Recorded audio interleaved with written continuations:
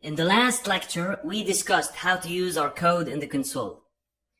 In that specific scenario, our code ran smoothly, just like JavaScript. There were no issues.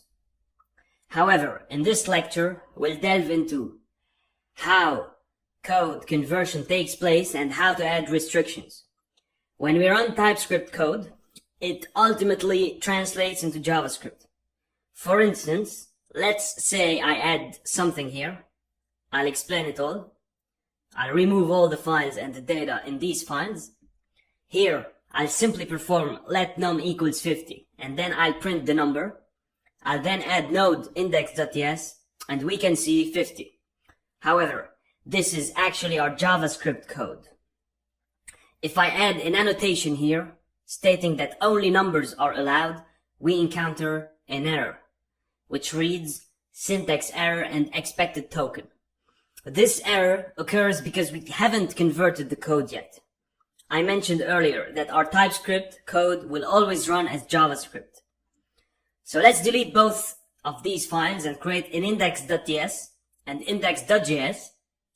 Here I'll add let age equals 20 and annotate it as number and then print it.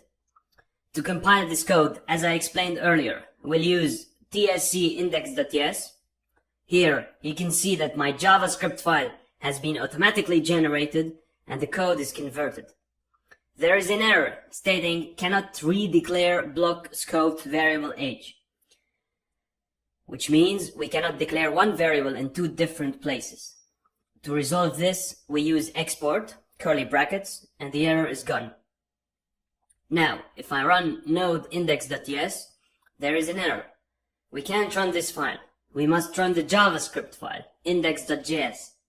So here, 20 is displayed correctly. If I change the value to 50, the number doesn't change. To update it, we need to recompile our code.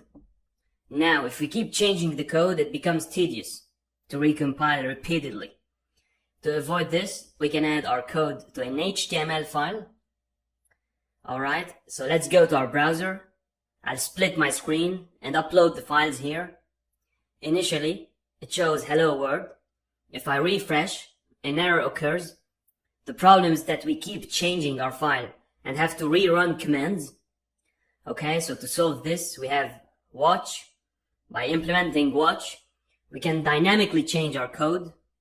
So if I change 100 here and save, watch updates the JS file immediately. Similarly, if I change the parameter here to age plus 100, it updates automatically. This way, we can avoid repeatedly running commands. Okay, so clearing the terminal, I run node index.js again. No need to rerun commands. This is how we streamline our code conversion. Alright, so thank you very much for watching. That was it for this lecture, and now on to the next one.